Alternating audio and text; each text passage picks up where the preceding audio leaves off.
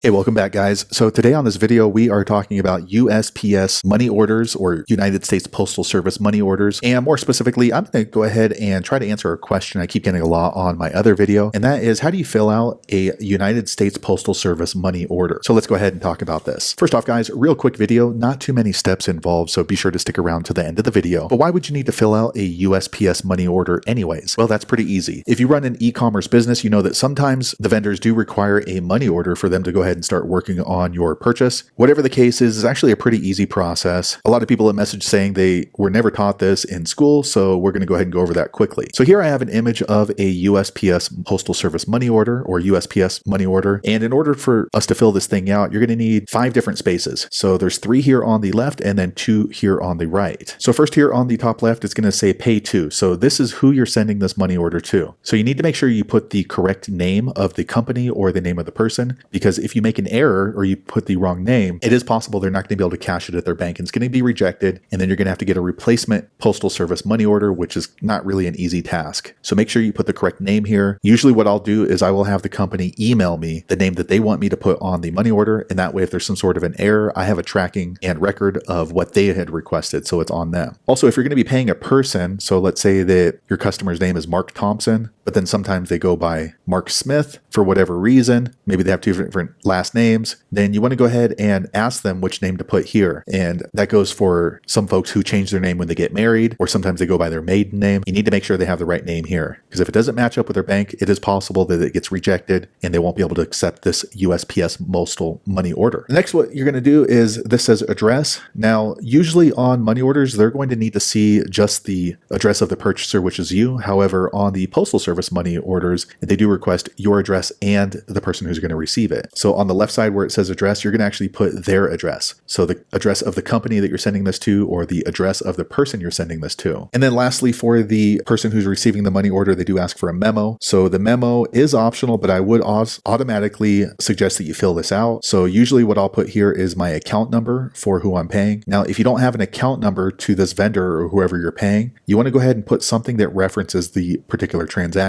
So for example, if you're buying 500 t-shirts from your vendor, I would go ahead and put 500 black t-shirts, or something that references the order, and that way you can reference it at a future date. Also, if this money order gets displaced from your account, they're going to know what this was for. So go ahead and fill out something here in the memo. The next portion that you need to fill out for a post office money order is right here on from. So this is going to be your name. So you don't need to sign it. You just want to go ahead and print your name. So make sure that you use the name that your vendor recognizes you as. So if your vendor has a receipt for you as, let's say, Jonathan Thompson, here you want to go ahead and put Jonathan Thompson. You don't want to put John Thompson. So that's going to be your name on from. And the next here, it does ask for another address. So this section here is going to be your address. So the reason they ask for this is if this money order is lost and somebody happens to find it, they're going to know where to mail your post office money order in order to avoid getting a USPS replacement money order. So make sure you put your correct address there. And that's pretty much it for filling out a USPS post office money order. Now, one thing I also want to recommend is that once this is completed, usually what I'm going to do is I'll go ahead and scan this copy of my USPS money order. And the reason for that is if you don't have the serial number right here and other information on the money order, if this thing gets lost in the mail, you're not going to be able to order a replacement from the post office, because you do need the serial number, the purchase date, post office code, the amount of the money order, and then who the money order was made for. If you don't have that information, then you cannot order a replacement post office money order. So you can imagine if you just mailed this thing out and didn't have any images of it and your vendor says they never received it, you're just going to be out of luck. You're not going to be able to get this money if you don't have that information here. So I'll usually scan it and then email the scanned copy to my email box. So there you have it, guys. If you're wondering how to fill out a post office money order, that's the easiest way I know how to do it. If you know an easier way, be sure to leave a comment below. Let the rest of us know how you did it. Hopefully you found that video useful. If so, click thumbs up or maybe consider subscribing to my channel, and I hope to see you on the next video. Thanks again for watching.